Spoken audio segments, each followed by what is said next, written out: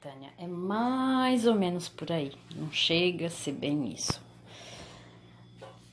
Olha, nós somos consciência. Esse ponto é que você não pode perder. Tânia, eu sempre estive aqui. Mas eu mesma me via como essa identidade secundária que a mente criou. E como é que a mente cria isso? Bom, eu, consciência, surjo aqui, neste corpo sutil, eu apareço aqui.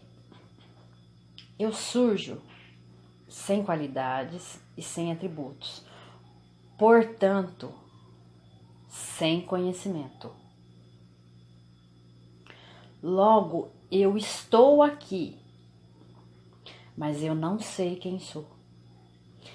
E, associada a essa mente, a esse corpo, eu vou tomando conhecimento através das pessoas, papai, mamãe e o mundo, que eu sou as características que este corpo-mente adquire.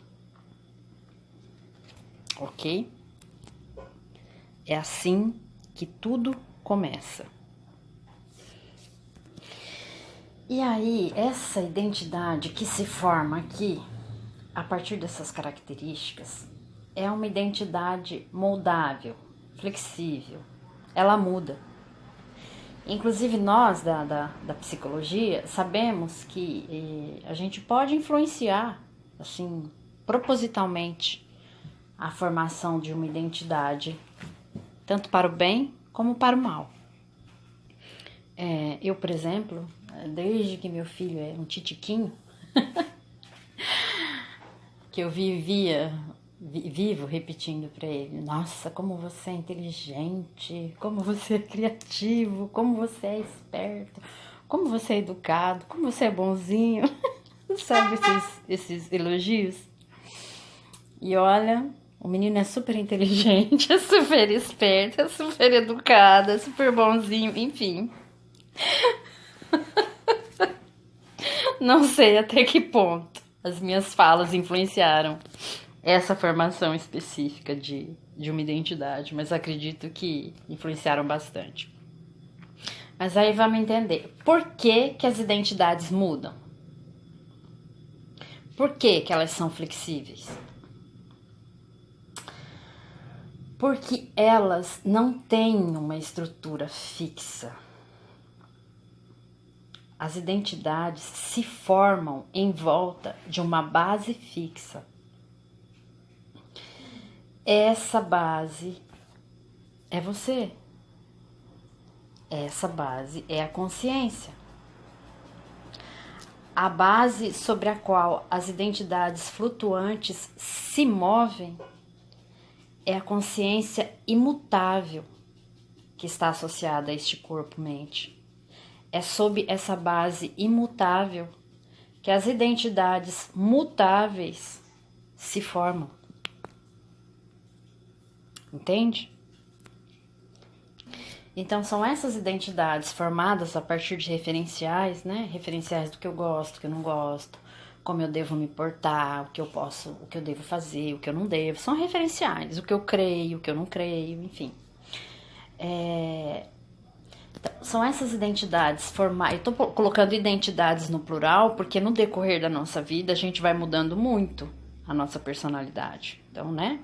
A gente não tá falando de uma identidade, a gente tá falando de várias identidades que se configuraram aí como Tânia, né? E hoje, no momento atual da sua vida, você tem uma determinada configuração, mas isso sempre foi mudando.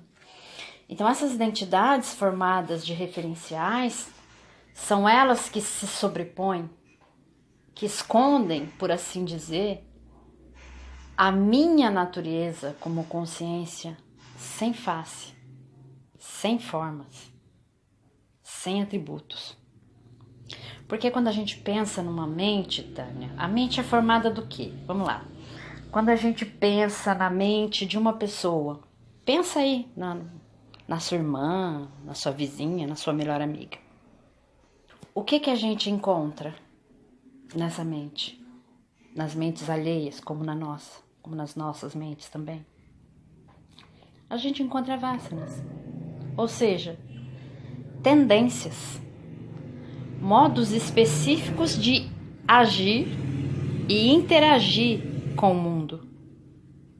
E essas tendências, esses desejos que compõem aquele corpo sutil, aquela mente, eles giram em torno deste eu imaginário, desta identidade que se formou ali, sobrepondo a consciência real que somos nós. E aí, Tânia, é um processo de retroalimentação. Essa identidade foi formada pelas vasanas e as vasanas continuam existindo ali por causa dessa identidade.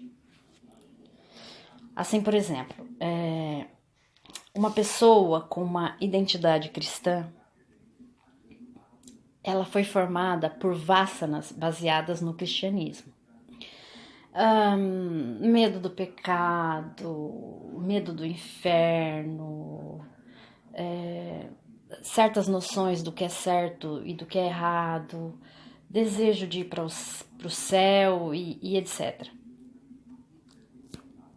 Então veja, essas vasanas que formaram esta identidade continuam existindo por causa dessa identidade que as leva adiante. É um processo mútuo de retroalimentação. As crenças formam a identidade e a identidade sustenta as crenças. Tá sacando? Então, assim, quando Jiva, que tinha uma identidade cristã, desperta e reconhece sua verdadeira identidade como consciência e, portanto, livre de atributos, livre de condicionantes, a ideia de pecado vai embora.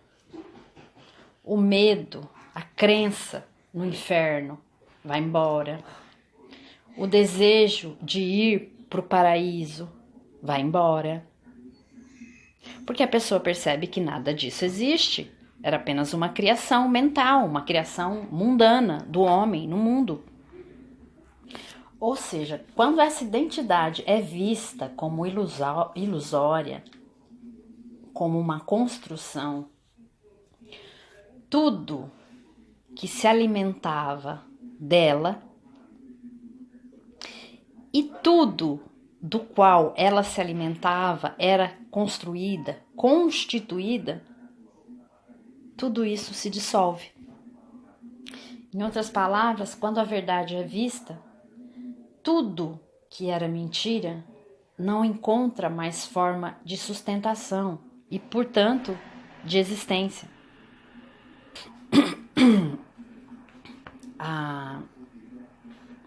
A consciência, Tânia, em contato com o corpo sutil,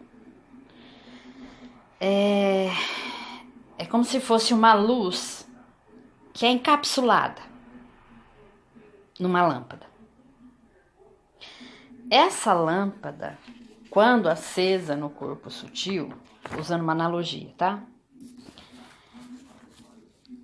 É como aquela lâmpada acesa lá no poste da tua rua. Muitas mariposas e besouros ficam ali em volta dela, voando em volta dela, e muitos, inclusive, até se grudam nela.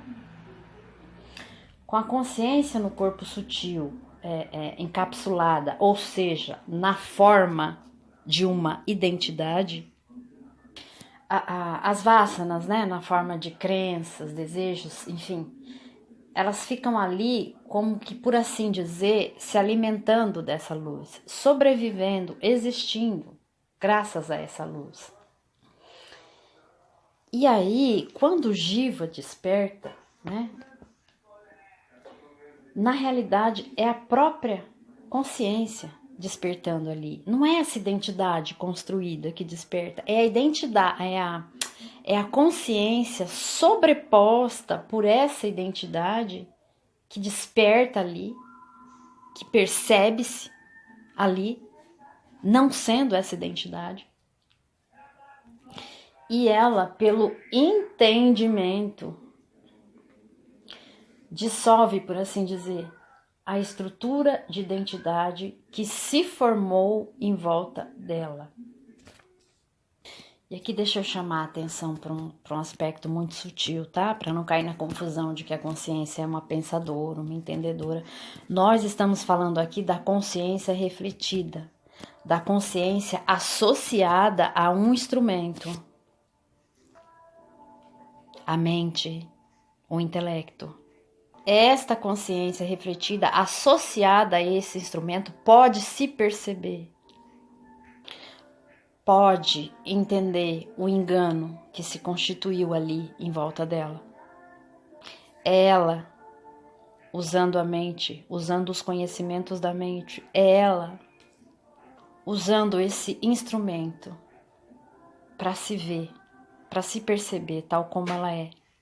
Assim como você usa um mapa para descobrir a direção correta que você tem que ir. Assim como você usa um óculos para enxergar as letras que você não está enxergando. Você usa um instrumento, mas você não é o instrumento. Essa consciência refletida, associada ao corpo sutil, funciona, se manifesta, por assim dizer, também como uma consciência conhecedora. E, portanto, ela pode descobrir a verdade de si mesma. Mas, por se manifestar, por funcionar como uma consciência conhecedora, isso não altera, isso não modifica a sua natureza também de consciência testemunha. Porque ela só se manifesta como uma consciência conhecedora quando associada a um corpo sutil. Na ausência dos objetos, na ausência da mente, do corpo físico, só tem a consciência, ok? Então, voltando lá para a questão da identidade que se formou. Usando essa analogia, né? Então, você imagina que essa estrutura que encapsulou a consciência numa identidade construída é como uma membrana do vidro que forma a lâmpada e no qual, né, os besouros, as mariposas estavam grudadas ou girando em volta. Quando se destrói essa membrana, não tem mais onde essas vássanas grudarem. Quando se destrói essa identidade construída, não tem mais onde essas vássanas se sustentarem, entende? Só tem luz, só tem luz, só tem consciência. E as vássanas, para existirem, elas precisam de uma luz condicionada, ou seja, estruturada como uma identidade. Com a luz livre, sem uma membrana ali, elas não têm onde se vincularem, elas não têm aonde, por assim dizer, se agarrarem. E aí, Tânia, é importante esclarecer que no reconhecimento, quando bate o clique, né?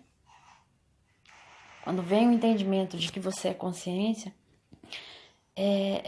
o que se dissolve assim de imediato é o aspecto mais grosseiro dessa identidade. O aspecto assim mais cognitivo, por assim dizer, né? Que sustentavam algumas crenças, um modo de ser e de se ver no mundo. E aí mesmo depois que tu se reconhece, você segue praticando, né? Os ensinamentos do Vedanta, ou enfim, de outras linhas não duais, como o budismo. Porque só o reconhecimento que a identidade é construída, é ilusória e de que eu sou consciência, isso por si só não vai acabar com todas as vássanas, principalmente as vássanas vinculantes. Isso acaba de imediato com a crença na identidade. Mas existem vássanas que sobrevivem à percepção de que essa identidade é ilusória.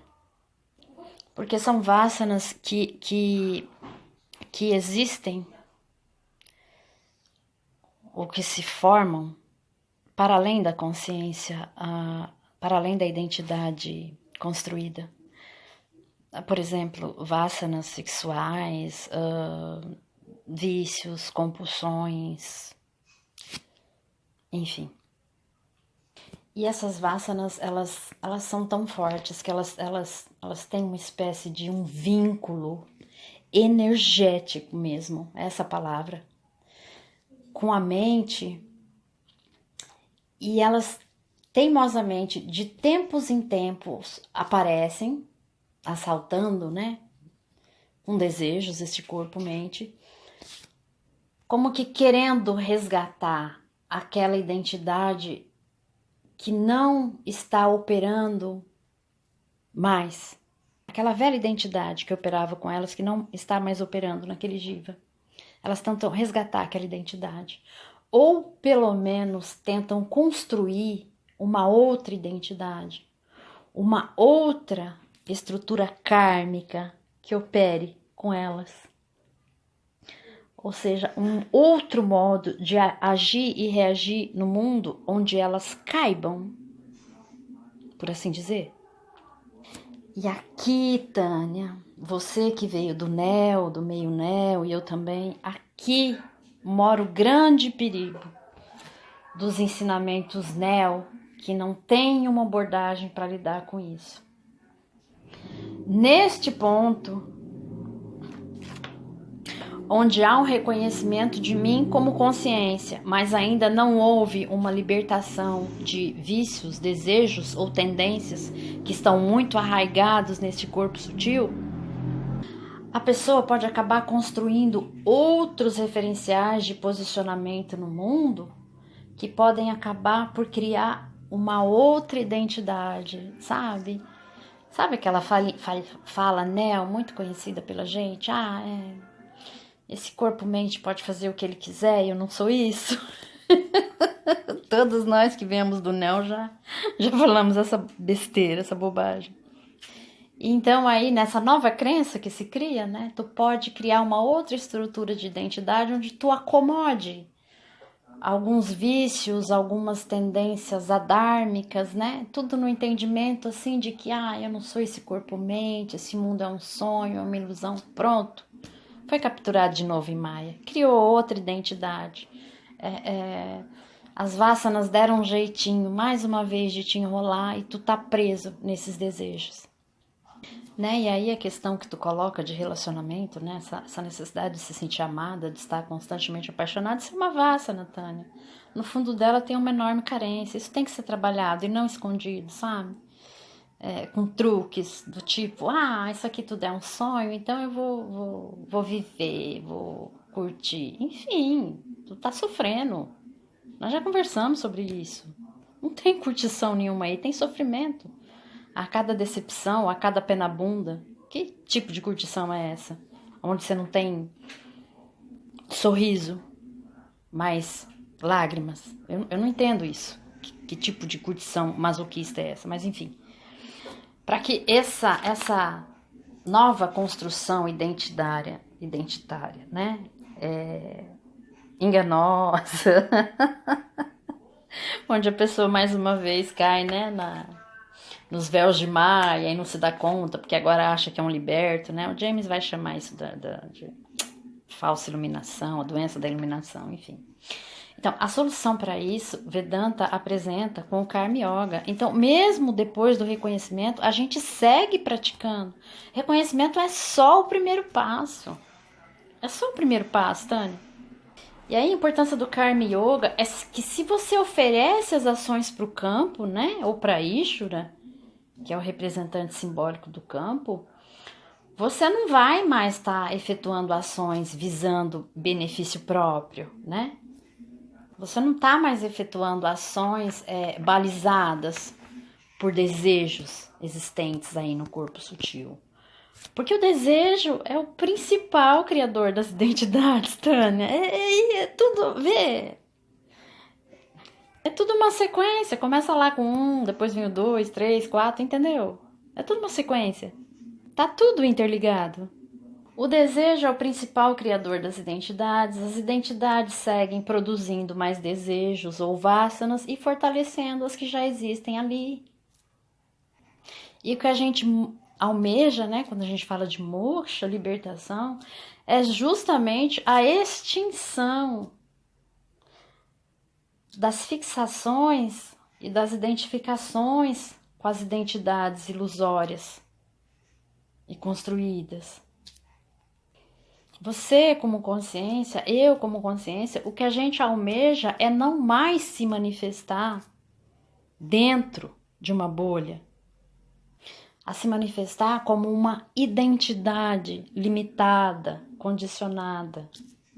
Nós não queremos mais isso. Eu, pelo menos, eu não aspiro voltar a ser uma identidade dentro de uma bolha de realidade.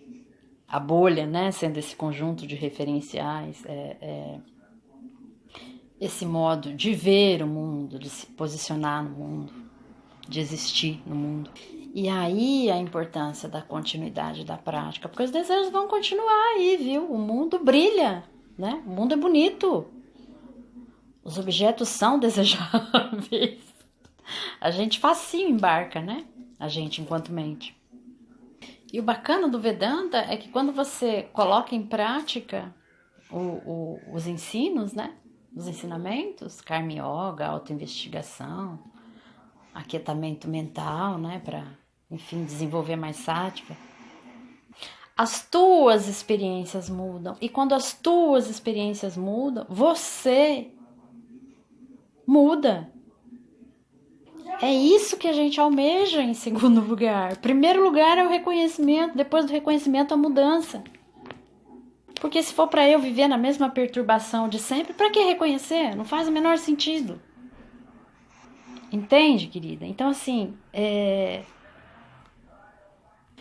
na pós-iluminação, ou no pós-reconhecimento, nós continuamos praticando. Acho que, né? James coloca lá, seremos praticantes pro resto da vida, porque é a mente. Agora é a mente que segue praticando. Antes havia eu confundida com essa mente, praticando junto com ela. Agora existe eu sabendo o que eu sou, mas existe também essa mente, que eu sei o que ela é, e essa mente traz problemas para ela mesma, traz agitação, traz ansiedade para este corpo, para essa existência do Jiva, e portanto essa mente precisa seguir trabalhando. Não é difícil, Tânia, parece que, ai, nossa, então o resto da vida eu vou ficar. Não é difícil, Tânia, na maior parte do tempo eu tô bem, tô em paz, tô satívica, sabe? É só quando aparece assim um desejo mais perturbador, ou um problema mais perturbador, um problema familiar, enfim, alguma coisa que mexa com essa mente, que aí eu tenho que, né, centrar, ir lá, voltar pro Karma Yoga, pro aquietamento mental, para o estabelecimento da natureza daquilo que eu sou. Não é assim, ai, todo dia eu vou ter. Não é como é agora. Depois do reconhecimento é muito mais fácil, é muito mais tranquilo, sabe? É tipo que nem aprender a andar de bicicleta. Antes de você aprender, é muito difícil, parece que é sofrido, que não sei o que, né? Então, antes da gente reconhecer, parece que é tudo difícil, não sei o que. Depois que você aprendeu a andar de bicicleta, depois que você reconheceu a consciência, é fácil, nega. Tu vai pra qualquer lado, tu não cai mais, entende? É isso aí. Beijo, querida.